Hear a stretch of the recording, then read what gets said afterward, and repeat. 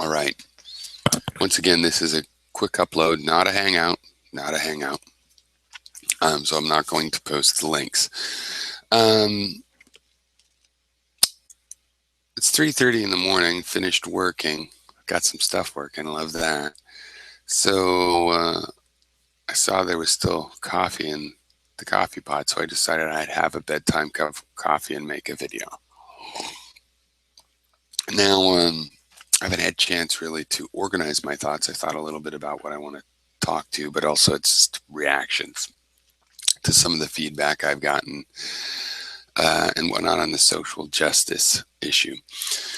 So I think there's various things going on in this whole um, situation. I mean, first of all, what I'm trying to say is if you want me to take your criticism of feminism seriously, as though these people are hurting actual justice, um, then calling them an ironic name that implies that they're the ones in charge of social justice that's not going to work for me. And also, you're going to have to show me you care about social justice, and it won't be enough to say, "Well, in other issues, I like labor issues." No, I want to hear how gender equality, or how maybe uh, a man's rights thing. I think it's totally reasonable, for example, as I have proposed, that there's no men's rights activists that should deny there's room for some sort of rectification of the situation of women in Saudi Arabia. So let's talk about that. Do you oppose that? Now, don't go all crazy hysterical about it. I'm not saying invade. Are you saying invade, or do we do nothing? This is something we can discuss. And similarly, feminists, there's many men's issues, but see, there's been men's issues that men can cry and paternity leave and the Mr. Mom idea and various things that I think have liberated men. But hey, that's in the past. What have you done for me lately?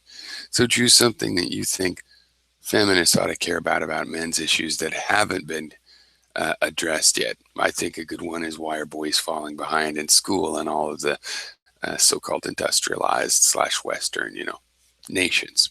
That would be a good one to expect feminists to care about. But now it really goes into this other issue as well that I see a lot of men saying that feminists are attacking men and blaming all men. And I've seen feminists time and time again uh, deny that. And it's kind of important to understand what's really going on here, like in something like the patriarchy. And remember, I'm not merely a feminist. I have a whole, uh, you know, pan activist view of things and how they all fit together. And so, what the feminists call the patriarchy, it's not like the feminists really understand it as well as it's understood elsewhere. But there really is a metaphorical framework, a way that people have of thinking about things. Like if people form this group, it's like, whoa, we got to choose a leader. This kind of idea, as opposed to, oh, well, we got to choose a committee. You know, these kinds of reactions are individual and they're guided by a framework. So now this framework that would be called the patriarchy, um, it's only really pro man if you believe that all men are kind of alpha male and wannabe alpha male jockey types. If you think all men are that's all they are, then the so-called patriarchy or the strict father family is favors men. But I don't think most men are that way. I think most men have all kinds of creativity and humanity to them. They're not merely the the structure that we're taught. It's like tries to train men to become narcissistic personality disorder, you know, uh, individuals. If you don't do that, if you don't dominate and do and put yourself up and everybody else down and stuff, you actually get negative feedback from the system, at least as I experience it. And it seems to be, as it's still experienced, and I suspect that's related to the drop in the fact that this is the culture at school. The boys' culture is probably related to a drop in this academics we were talking about. But there's no doubt other reasons we need to look into that. But I don't think most boys want to have to adopt and simulate NPD symptoms to succeed. So the structure is not really beneficial to men, and therefore you're not really being blamed, because it's a minority, a kind of certain subset of man that's actually being pampered in all of this. And they don't really get it that good either, because they have to go into the battle domes and battle drones and beat each other to death. One of them walks away, but they have to keep doing that. It's not like it's a stress-free situation. You know what I mean? Like, if you have to do some terrible rat race like that and then you get the cheese, doesn't necessarily, it could be in proportion to how much bullshit you have to put up with. But be that as it may, that's the minority that even has the possibility of these rewards, making it seem like it's a system for them. Right? I think it's not even for them, but again, maybe it is all propped up for them. That's my position, is that's a minority of men. So the patriarchy is trying to force all kinds of individuals into their gender boy role, which is trying to make them be kind of assholes, domineering jerks. And if you want to be a nice guy, which more and more people do, I think people that try to do that will find, well, you kind of have to buck the tide and swim upstream and to do that, to get away with it. So, you're not being blamed. Slavery, these injustices of the past.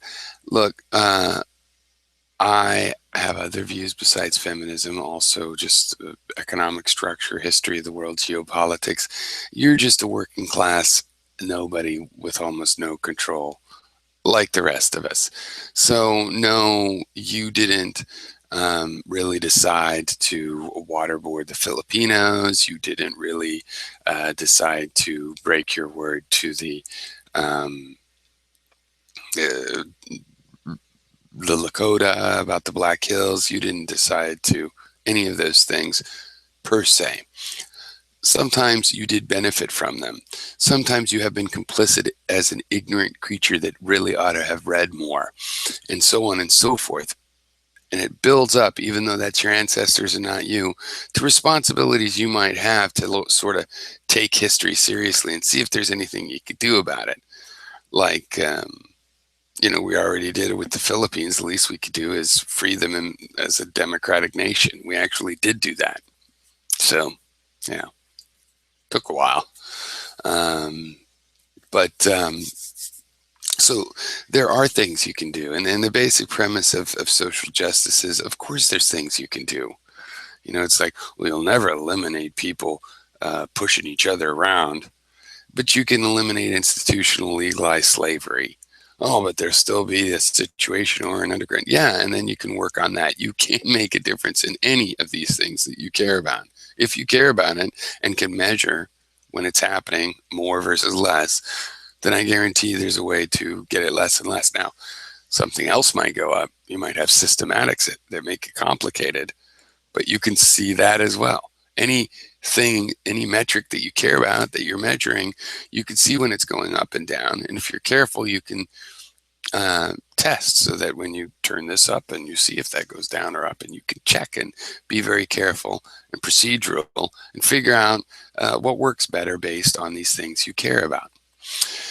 Like, it can even be opinion polls of people's personal reported satisfaction.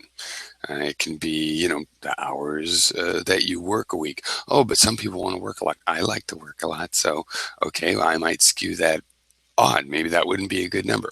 But those are decisions you have to make. It's not that you can't maximize or minimize some number. You might decide there's a better metric or a worse metric. And so that's the basic principle of social progress, right? Which in my case, I am a libertarian of the liberal side, personal liberty that I believe is measured. You don't have principles of liberty and then anything. For example, you could have a principle that if the rules of the economic system are fair, then whatever distribution of property results from using those rules is fair. I don't believe that. I don't believe you can say rules are fair. No, it's just the real world is where you measure. You can't measure those rules as fairness. There's nothing to measure them against. You can look at the distribution. So it's actually the other way around. You look at that distribution, see if it's working. Is it fluid? Is there enough capital here to fund this and that and the other thing? And this person got sick. Can they survive these? How healthy is the system in terms of surviving bad weather and storms and floods and things? How many people die when there's an earthquake? You can measure all of these things, right?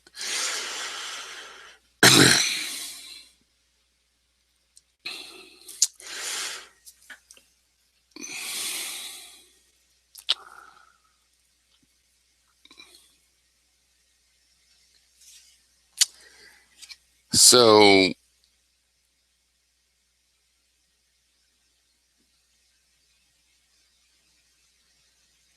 I think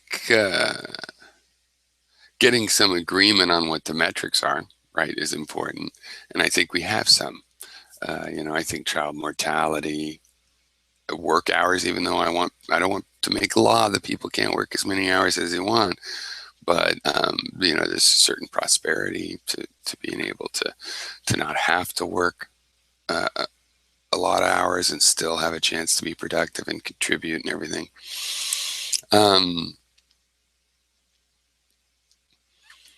But the thing is, it's just like,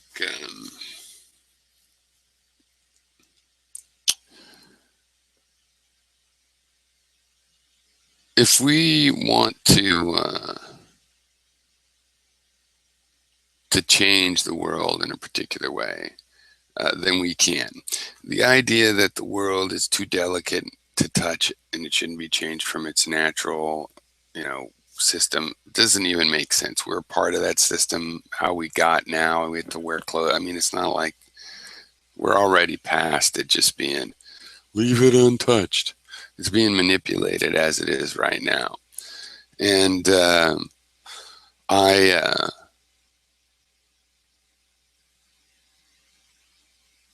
if somebody disagrees with that, then that's what I want to talk about. It's like, no, this is the way it should be. Then let's talk about that.